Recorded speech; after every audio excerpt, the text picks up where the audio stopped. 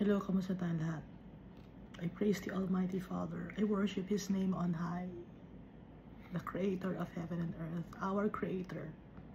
He created us in His image and likeness. And He loves us so much that He sent Jesus Christ to save us, to cleanse us, so that we may receive our inheritance as His children, our birthright, our treasure, our inheritance is our Father, and we are His portion.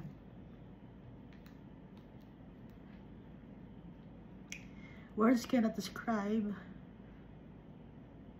the awesomeness, the gloriousness of our Father.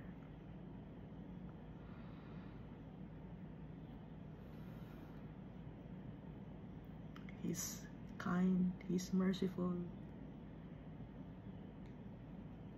and all goodness came from our Father.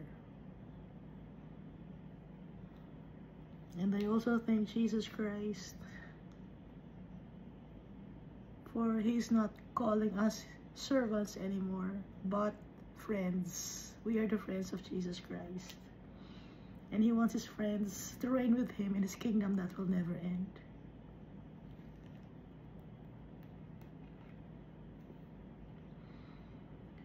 And Jesus Christ prayed to the Almighty Father to send to us the Holy Spirit.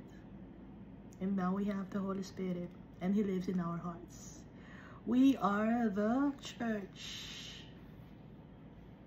the temple of the Holy Spirit, the temple of our Father and of Jesus Christ is us. Our body is the temple of our Father. And we can pray anytime, anywhere. You don't have to go to any places anymore to worship our Father. We don't need to go to Jerusalem, because our Father, He lives in our hearts. Jesus is with us, the Holy Spirit. So last time we read 2 Chronicles chapter 17. It's about Jehoshaphat, who reigned as king of Judah. So si Jehoshaphat, he did good in the eyes of the Almighty Father. Although he did some blunders, or he sinned, the Lord God had forgiven him.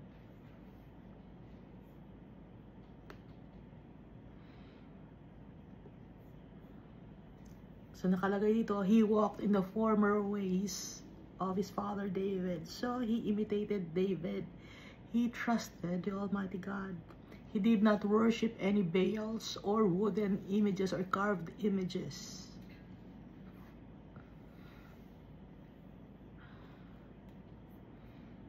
And so the Almighty Father established the kingdom of Judah and blessed Jehoshaphat. He had riches and honor in abundance because of the Almighty Father. The Almighty Father saw that Jehoshaphat was obeying Him.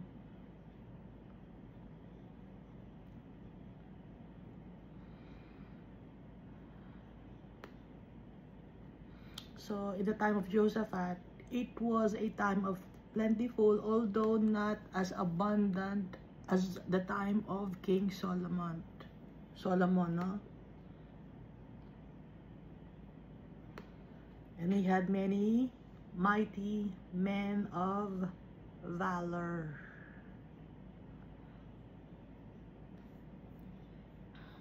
And he fortified the cities all throughout Judah. Pag binabanggit ang all throughout Judah, included doon ang land of Benjamin. Pag sinasabing kingdom of Judah, included ang Benjamin doon. Pero alam natin na si Jehoshaphat, naging balae niya, no? Dahil yung anak niya, anak ni Jehoshaphat, was married to Ahab and Jezebel's daughter, Athaliah. Athaliah was also wicked like her parents.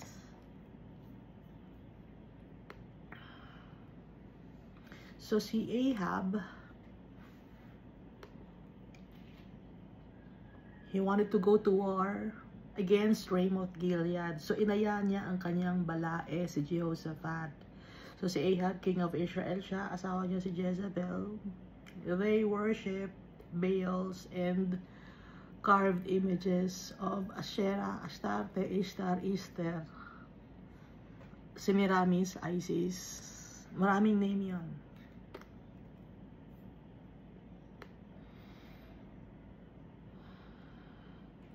So dumalaw si Jehoshaphat kay King Ahab. And then, si King Ahab, inaya niya, no? Para mag-join forces sila to go against the people of Ramoth Gilead. Kaya si Ahab, he consulted his prophets, Baal prophets. Iba yung prophet ni Almighty Father sa prophet ni Ahab, kasi ang prophet ni Ahab, Baal prophets. Pag sinasabing Baal, demonic yon. Pag sinasabing worshiping carved images or wooden images or molded images, demonic yon. Pag sinasabing worshiping, pagan worshiping, marami kang tinatawag na mga pangalan ng mga tao, that's demonic, no? Nabanggit natin dati. Hindi ko makita yung verse, pero nandito sa verse 2 Chronicles chapter 11, nakita ko na. Then he appointed for himself priests for the high places or pagan worship, for the demons and the calf idols which he had made. Ito ay si Jeroboam. Pag nagwo-worship ka ng mga molded images or carved images and calling other gods or false gods, that's demonic. Kahit pa sabihin mo, hindi, mabait na tao yun. Pag namatay na isang tao, ang soul niya, it's either pupunta siya kay Almighty Father or yung soul niya mapupunta sa eternal damnation. Hindi natin sila kailangang sambahin, hindi natin sila kailangang tawagin. Si Mary, hindi natin siya napatawagin. Hindi siya God. Hindi siya goddess. Walang Queen of Heaven. Ang sinasabing Queen of Heaven dito sa Old Covenant was Asherah, wickedness, demonic. Si Asherah, Astarte, Easter, Easter. Kaya yung Zoroaster, inuulit ko na, Zoroaster, Aster. Yung word na Aster, ano ibig sabihin nun? Easter, Ishtar, Astarte, Asherah, Asherath, no? Semiramis din yon. Ngayon yung Zoro, it means gold or light, no? Nabasa ko dito, it means golden or light. Kaya yung word na illuminated, hindi yung kay Almighty Father, yung illuminated. Yun ay galing sa oldest religion, Zoroaster. Pero since yung Zoroaster, nag-branch out siya, nag-iba-iba siya ng religion kasi kumalat yung mga tao, nagkaroon sila ng ibang culture and tradition. Doon galing ang cult culture.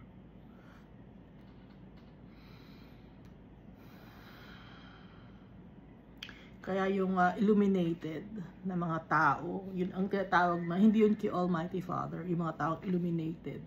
I became illuminated. Hindi ganon. Pag ikaw ay follower ni Jesus Christ, I'm a follower of Jesus Christ. I'm a daughter of the Almighty Father. Hindi tayo illuminated.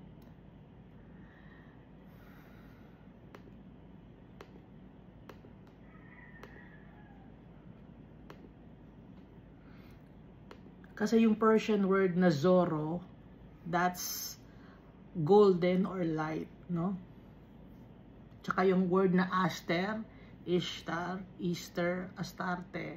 O, alam na natin na ipagdudugtong na ba? walang nakakarinig, walang nanonood sa akin, okay lang. I'm dedicating this to my father.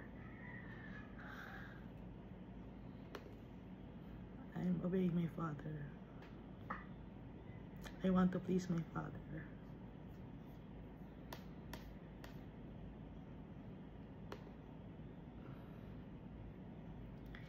Kaya yung Zoroaster, that's demonic. Iba-ibang mga religion, demonic. Inilalayo kay Almighty Father ang mga tao, that's demonic. Kahit na anong religion, kung inilalayo kayo kay Almighty Father at kay Jesus Christ, that's demonic.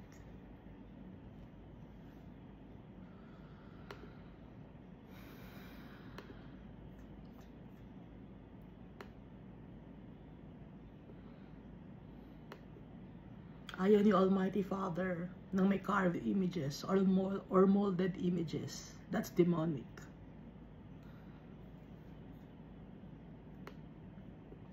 Yung iba nagpapagawa pa ng mga giant na mga statue. Tapos doon kayo magdadasal sa giant statue na yon. That's demonic. The Almighty Father must be worshipped in spirit and in truth.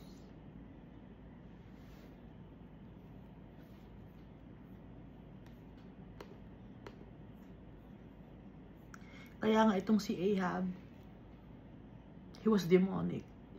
Like his wife, Jezebel, and also the daughter Athaliah, demonic. Jeroboam was demonic.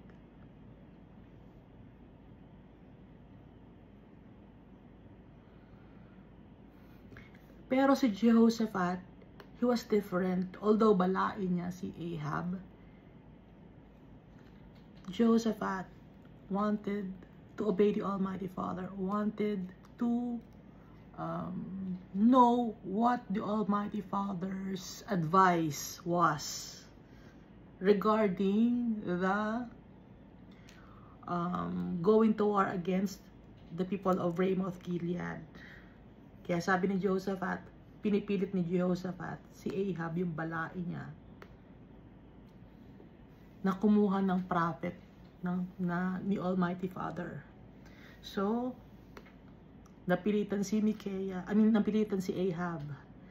Dahil si Jehoshaphat, he was more powerful than Ahab. Because Jehoshaphat was blessed by the Almighty Father. Kaya gusto ni Ahab, si Jehoshaphat, no? At saka, nakita niya yung abundance ng kingdom of Judah. So, nagkaroon ng greediness itong si Ahab. Gusto niya rin mapasa kanya ang kingdom of Judah kahit na balain niya si Jehoshaphat. Kasi isip niya, asawa naman ng anak ni Jehoshaphat. So, inaya niya sa war. So, alam na ni Almighty Father ang plano ni Ahab.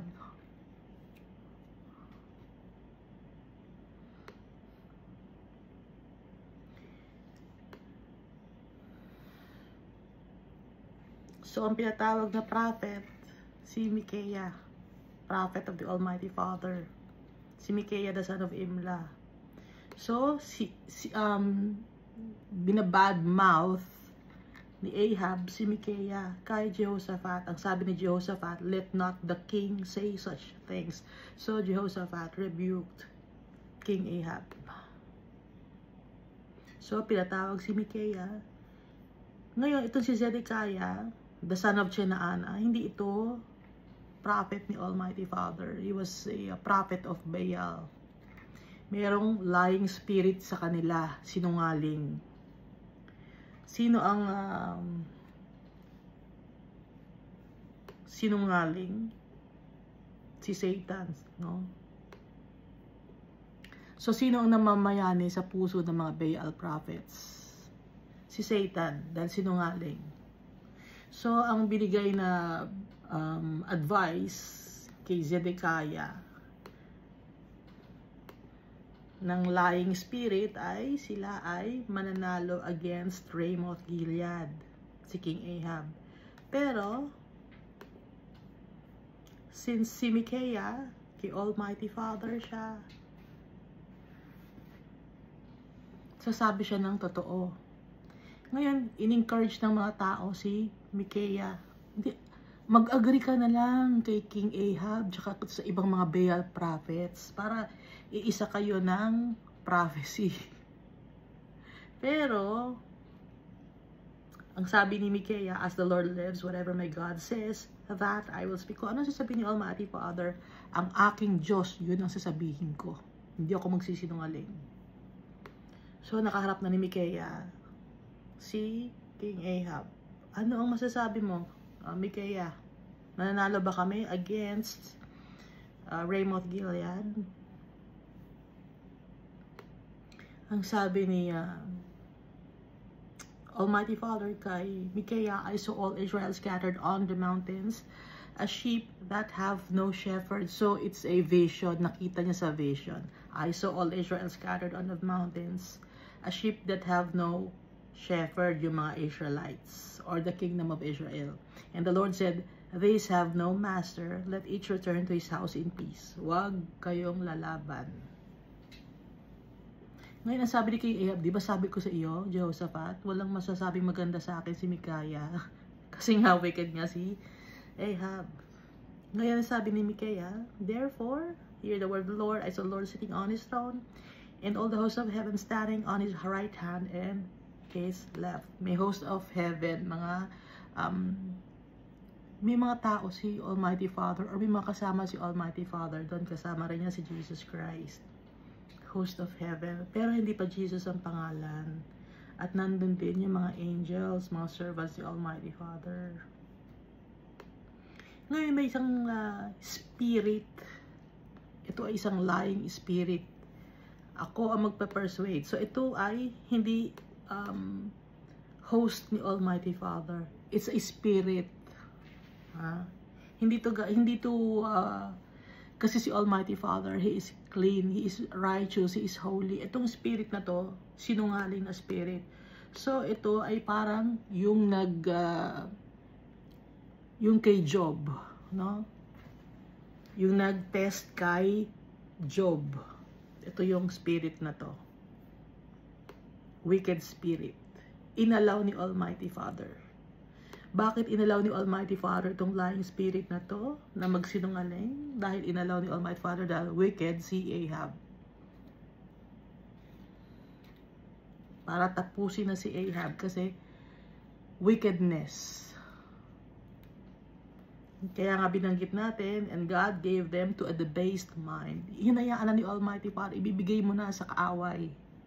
Ang isang tao, yun ang gusto ni Almighty Father pag disobedient ang mga tao. Ibinibigay ni Almighty Father sa kaaway para mapahamak. Para hindi na lalong lumala ang kasalanan, hindi na lalong kumalat sa ibang mga tao.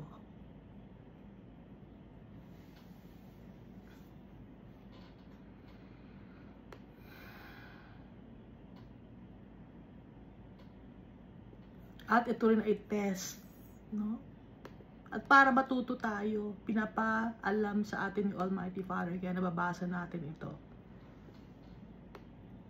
Kaya nagtataka kayo, bakit may mga taong salbahe, may mga taong sinungaling, na nagsisinungaling sa mga tao. Yung mga taong sinungaling na ibinigay na ni Almighty Father sa isang spirit na wicked, dahil matigas ang ulo nila.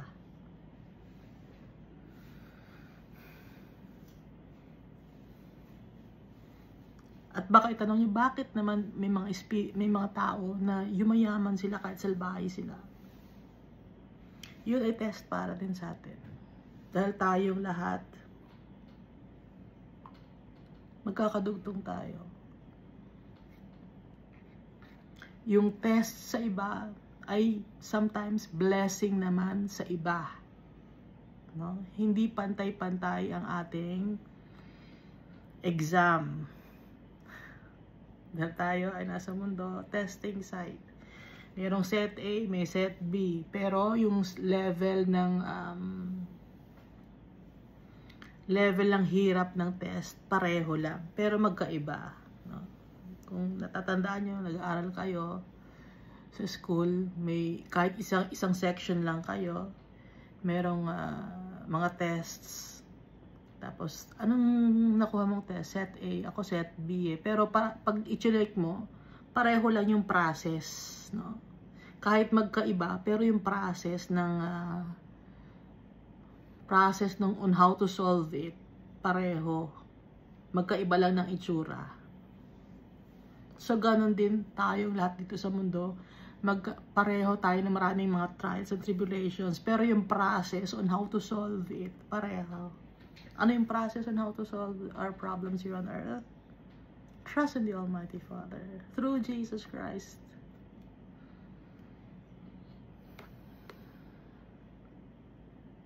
Lagi nyo nasagot. Christ is the answer. So ito namang si Mikaya, sabi niya, hindi siya nagsisinungaling at kung makabalik si Ahab in one piece, ibig sabihin hindi nakipag-usap si Almighty Father sa kanya. Pero kung si Ahab ay hindi makabalik, nakipag-usap si Almighty Father sa kanya.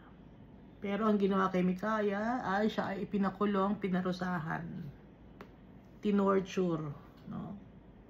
Nakalagay dito, put this fellow in prison, sabi ni Ahab, because Ahab was wicked, and feed him with bread of affliction. Pahirapan niyo siya, and water of affliction. Bread of affliction na, water of affliction pa. Pahirapan niyo siya, itorture niyo siya, until I return in peace. Hanggang makabalik ako, sige. Pahirapan niyo yan. Pero si Mikaya, he was trusting the Almighty Father. Hindi siya natakot. So, anong nangyari ngayon kay Ahab? Naka-armor siya like the armor of simple men of valor. Hindi siya nakadamit ng pang-kingly attire niya. Ang naka-disguise siya.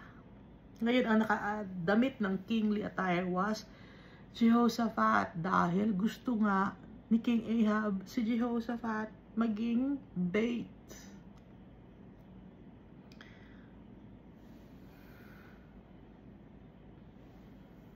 Ngayon, yung King of Syria, ang goal nila was to kill Ahab. Hindi yung mga tao, hindi yung kung si small or great, hindi yung commander, kundi ang goal nila was to kill King Ahab. Hindi nila mahanap si King Ahab because he was in disguise. So nakita nila si Jehoshaphat. Akala nila yun ang king of Israel dahil ginawang bait ni Ahab ang balain niya. Tingnan mo, ganun ka-wicked.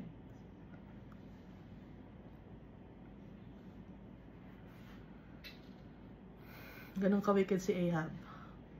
Pero si Almighty Father, he protected Jehoshaphat. So, nung sinusugod na si Jehoshaphat ng mga tauhan, ng mga kalaban, ng mga Ramoth Gilead, ito namang si Jehoshaphat, sumigaw siya, tumawag siya kay Almighty Father, nag-pray siya. So yung mga tao, na sila, yung mga nanghahabol kay Jehoshaphat, nawala yung focus nila kay Jehoshaphat. God diverted them from him. Ganun gumawa si Almighty Father. We don't have to do anything but to trust our Father. May ginawa ba si Jehoshaphat? Wala. Ang ginawa niya, nag-pray siya. But Jehoshaphat cried out, and the Lord helped him, and God diverted them from him. So, na-divert ang attention ng mga Ramoth Gilead from Jehoshaphat. At nakita nila na hindi yon ang itsura ng King of Israel. Ngayon, merong a certain man. Hindi binabanggit dito kung itong man na to was man of valor of king of the kingdom of Israel or the kingdom of Judah or from Ramoth Gilead na kalaban nila. Pero man lang, no? So he drew a bow at random lang kasi pag magtitira ka ng bow and arrow, titirahin mo ng bow and arrow, hindi naman ganyan ang tira mo, kundi pataas. Kasi nga malayo, para pagbagsak matindi ang tama. Ganun ang bow and arrow. Pag may kalaban ka, doon mo itatama sa pataas. Kung nanonood ba kayo ng movies, ganun ang ginagawa. Sa taas itinuturo para ang bagsak pababa. Kasi may projectile yon na parang sa physics. May computation sa physics, pero hindi mo niya in-apply yung physics dito. Or yung law of physics, hindi in-apply. Si Almighty Father ang gumawa ng paraan na kahit naka-armor at naka-disguise, si Ahab, tinamaan pa rin siya.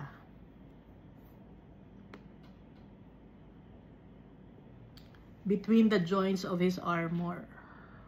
Imagine naka-armor na siya. Sa joints pa, bakit hindi na lang sa dibdib or sa... Ibig sabihin kasi, gusto nga na ni Almighty Father, matapos na yung wickedness ni King Ahab dahil sobra na yung kanyang pinagagagawa. And so, King Ahab died. At si Jehoshaphat, kahit naka-kingly attire siya, hindi siya napahamak. Hindi siya nasaktan.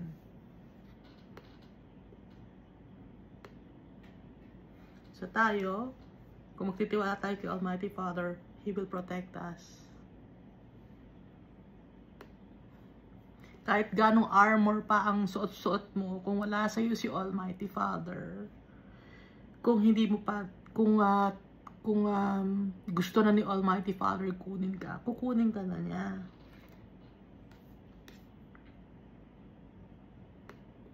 So dito na tayo sa 2 Chronicles chapter 19.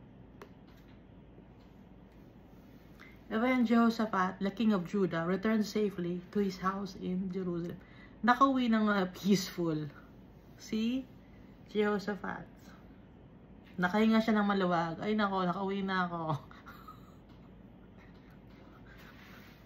Kasalanan niya, no, ni Jehoshaphat, sumali-sali kasi siya. Nakisali siya sa war nang hindi naman siyang directly involved. So then Jehoshaphat, the king of Judah, returned safely to his house in Jerusalem. Verse 2, and Jehu the son of Hanani, the seer, went out to meet him. So merong seer, si Jehu. He met Jehoshaphat, no? Ang sabi ni Hanani, may message si Almighty Father kay Jehoshaphat, should you help the wicked and love those who hate the Lord? Dapat mo bang tulungan ang mga wicked people? Dapat mo bang mahalin ang mga tao na galit kay Almighty Father? Sabi ni Jehu, therefore the wrath of the Lord is upon you. Kasi pag ang isang tao, example no, ikaw, tao ka, meron kang kaibigan. Ngayon, yung kaibigan mo ngayon, may kaibigan din siya, pero yung kaibigan ng kaibigan mo, kaaway mo.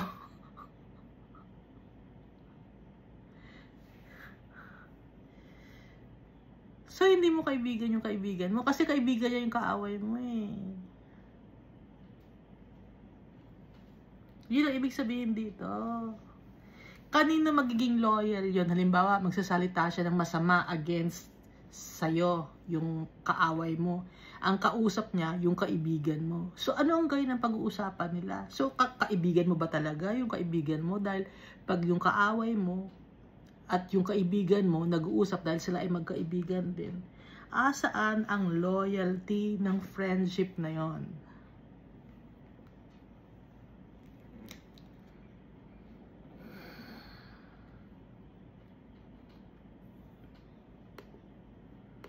Yun ang ibig sabihin dito.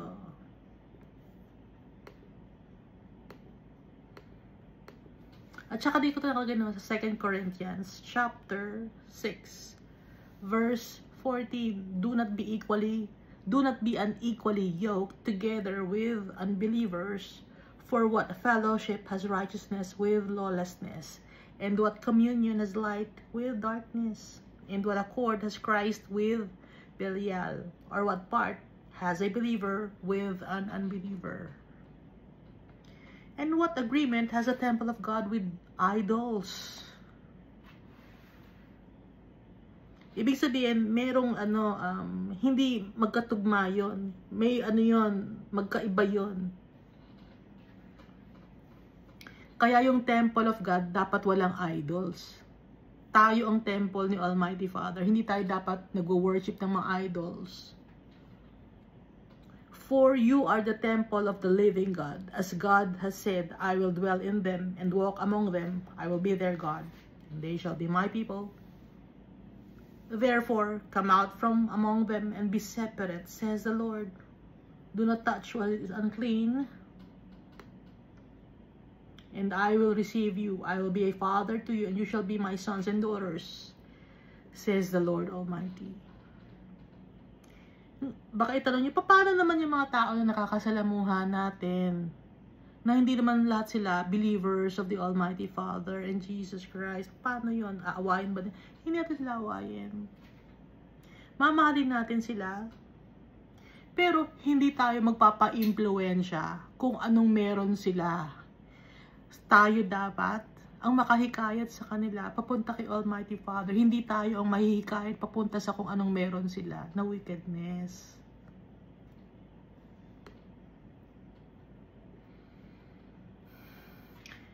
At may tendency rin na pag yung nakikipagkasundo ka sa wickedness, may tendency kasi na mahikayat ka. It's kung hindi ka lagi nagpe-pray, kung mahina ka, wala sa'yo si Almighty Father sa heart mo, mahihikayat ka sa wickedness.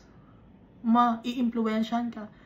Mahahawa ka dahil nakakahawa ang wickedness. Tumatalon ang bad spirit.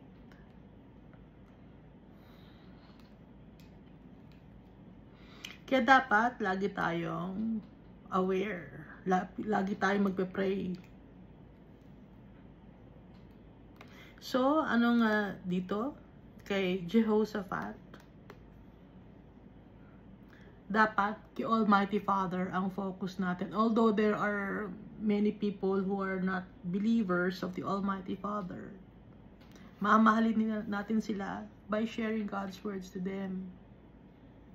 Pero hindi tayo magpapahikayat sa kanila to do wickedness. Hindi tayo makikiayon sa mundo na to, because we are not of this world. We are sons and daughters of the Almighty Father.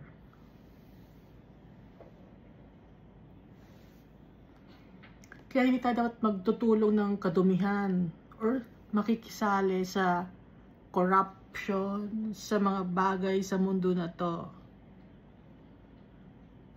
Gaya sa politics, no? Mahirap yun, sasali ka sa politics.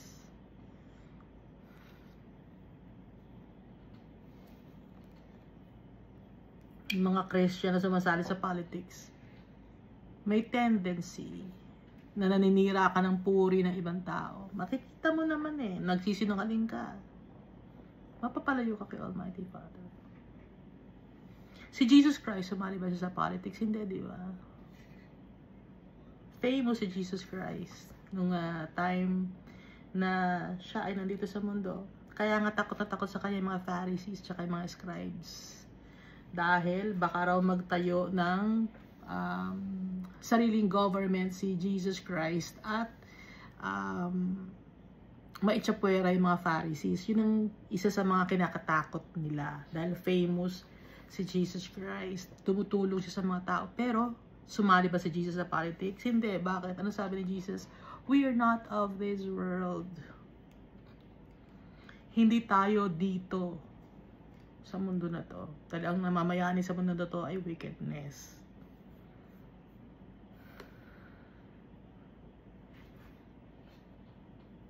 Kasi itong contradicting ito, no, na temple of God tapos may idols. Contradicting yon dahil si Almighty Father ayaw niya ng idolatry.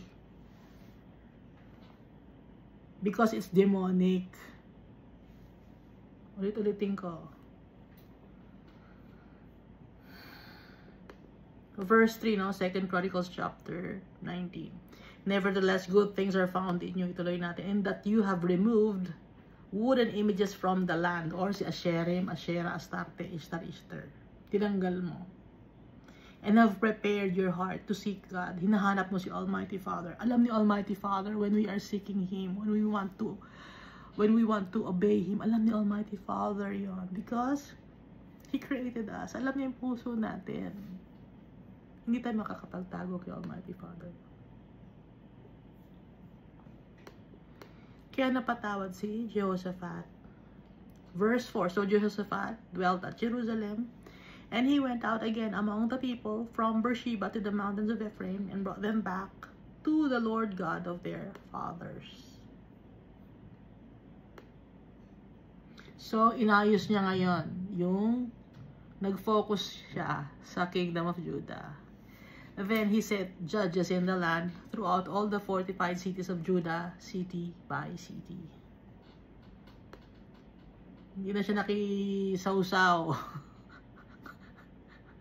Hindi na siya nakisawsaw sa Kingdom of Israel kasi nung buhay si Ahab, nakikisawsaw siya, nakikisali siya. Hindi na. Nag-focus na siya sa Kingdom of Judah. Dahil siya ni Almighty Father. Verse 6. And said to the judges, take heed to what you are doing, for you do not judge for man, but for the Lord, who is with you in the judgment.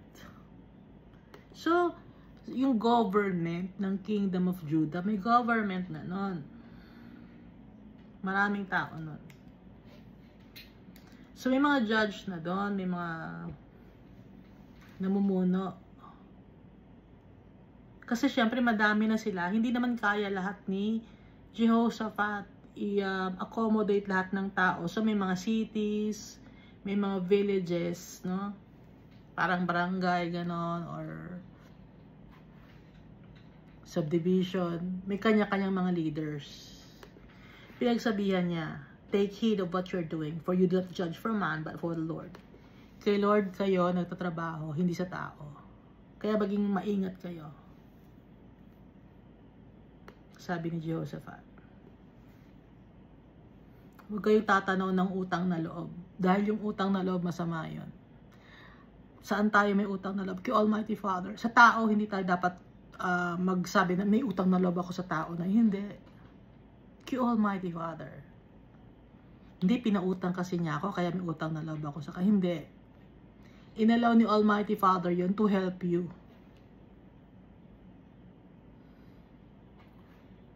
Kahit pa gawin ng tao, ang tulong na yun, kung hindi i-allow ni Almighty Father na maging maayos ka na tao, hindi mangyayari yun. Kaya ang ating heart kay Almighty Father nakapokus, hindi sa tao. Kasi mga tao ngayon, hindi may utang na loob ako doon. Kaya sasama ako doon sa gagawa tayo ng kasamaan dahil may utang na loob ako sa tao na yun. Hindi pwede. It's either kay Almighty Father ka or sa wickedness ka.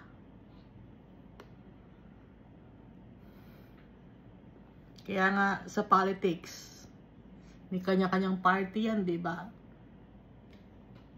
Hindi, nanalo ako kasi dahil may party kami. Yun ang dun ng partido ko, kaya ako nanalo. May utang na loob ako ron. Dapat sundin ko sila. Hindi pwede.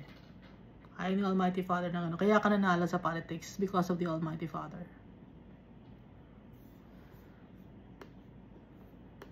Kahit pa kamag-anak mo yan.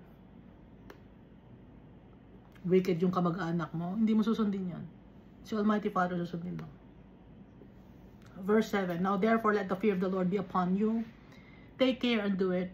For there is no iniquity with the Lord our God. No partiality, nor taking of bribes. Noon pa man may mga bribes na, no? Hanggang ngayon may mga bribes pa rin. Tumatanggap ang mga politicians. May partiality. Moreover, in Jerusalem, for the judgment of the Lord and for controversies, Joseph had appointed some of the Levites and priests and some of the chief fathers of Israel when they returned to Jerusalem. Bumalik kasi yung mga Levites and priests sa Jerusalem. So, binigyan niya ngayon ng trabaho yon, yung mga Levites and priests. Dahil nga wala sila sa Kingdom of Israel, umuwi sila lahat, mga Levites and priests sa Jerusalem, sa Judah. And he commanded them, saying, thus you shall act in the fear of the Lord, faithfully and with a loyal heart. Whatever case comes to you from your brethren who dwelt in their cities, whether of bloodshed, or offenses against the law, or commandment against statutes or ordinances, you shall warn them, lest they trespass against the Lord, and wrath come upon you and your brethren. Do this, and you will not be guilty. Maging maayos kayo sa pagtuturo or pagtutulong sa mga tao. Dahil kung mali ang itinuro nyo at itinulong nyo sa mga tao, damay-damay tayong lahat.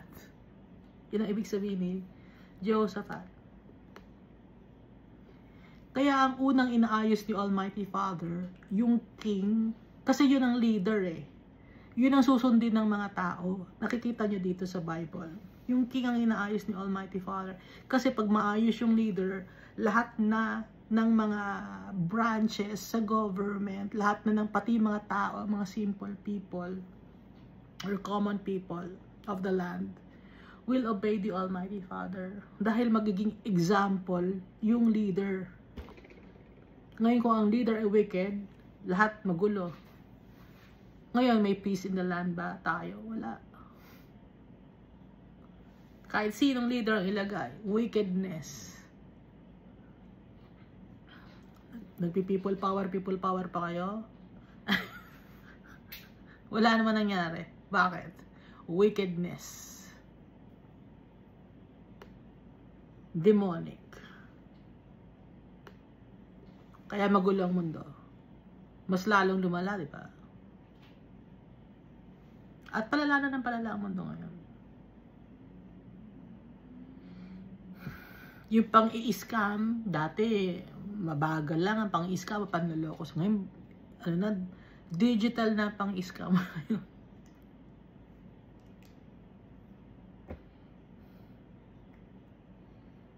Mas malala, may AI na ngayon. Naiiba na yung itsura. Pati yung sa bangko, yung pagnanakaw sa bangko, ang bilis na, digital na. Yung mga pagsisinungaling, ang bilis na rin.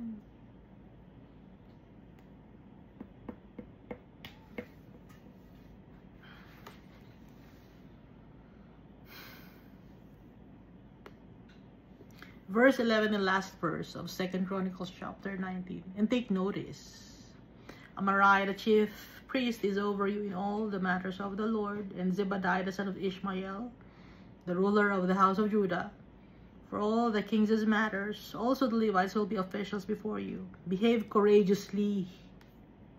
Maging matapang kayo. And the Lord will be with the good. Kung maging matapang kayo, courageous kayo, gagawa kayo ng tama, hindi mali. Kasi ang courageous, it's a positive word, no? Courage. Pag matapang ka, gumagawa ka ng tama, si Almighty Father, nasa sayo. I-bless ka ni Almighty Father. At may mga tao na sasabi, kung i-bless ako ni Almighty Father, bakit yung mayaman ang mga wicked people? Tatanong ba kayo, ba't yung mayaman ang mga wicked people? Hanggang doon lang sila. Ang richness nila, ang wealth nila, dito lang sa mundo. Pero yung soul, asaan na? Nasa impyerno, and that's for all eternity. Pag kinuha sila ni Almighty Father. Kaya wag tayong maiinggit. Marami kasi mga tao, hindi, para ano, kasi sila ganoon din naman ang ginagawa nila. Tayo rin, para yumaman din tayo, ganito naman ang gawin natin. Wag kayong maiinggit.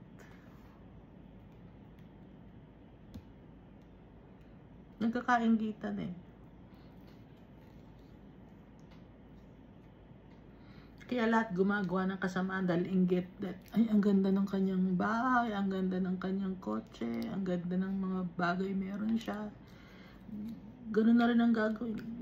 Nag-uumpisa sa greediness, nag-uumpisa sa lust of the eyes, lust of the flesh, and the pride of life. Kailangan maging powerful ako para hindi nila ako apihin. Si Jesus Christ, He's powerful, pero inapi pa rin siya ng mga tao, pinatay siya. At nasaan na si Jesus Christ ngayon? He's seated at the right hand of the Almighty Father, King of Kings and Lord of Lords. Siya ang ating example, si Jesus Christ. When He was in this world, He lived a simple, a humble life. He did not aspire for anything but to do the will of the Almighty Father. Ganun dapat tayo. Kung anong gusto ni Almighty Father, to do His will. At makukuha natin ang ating inheritance because we are His children. We must become like our Father. Yung ugali natin. Kaya pinadala si Jesus Christ, siya ang gayahin natin. Kasi kagaya siya ni Almighty Father sa ugali, sa pagmamahal, sa pagiging loyal, righteous. Kaya si Jesus Christ ang gagayahin natin. Dahil sabi ni Jesus, kung sino nakakita sa akin, nakita na rin si Almighty Father. Ngayon, when He was in this world, nung nandito si Jesus Christ, nung meron pa siyang yung physical body niya, nakita na siya ng mga tao, nakita na rin si Almighty Father, yung goodness ni Almighty Father na kay Jesus Christ, yung faithfulness ni Almighty Father sa mga tao na kay Jesus Christ, kagaya ni Almighty Father. Yung pagmamahal ni Jesus Christ sa mga tao, ganun din magmahal si Almighty Father. So gagayahin natin si Jesus Christ.